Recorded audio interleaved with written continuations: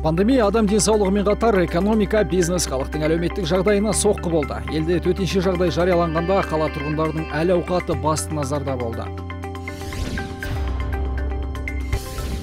Қала бойынша 600 мыңнан астам тұрғын ең төменгі жалақы көлеміндегі жәрдемақы алды. Алматылықтарға төленген жалпы сомма 33 миллион 580 мың теңге.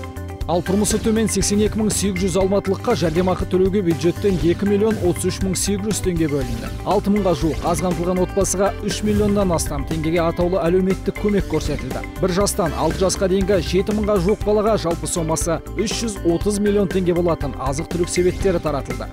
Одан өзге 64 мыңға жуық тұрғын аудандық әкімдіктер, Нұр Отан партиясы және Жаңа Алатау қоғамдық қоры арқылы азық-түлікпен және тұрмыстық заттармен қамтылды. Осындай көмек беріп атқан біз сияқты мұқтаж жандарға көмектескендеріңізге рахметімді айтамын, көп балалы ретінде.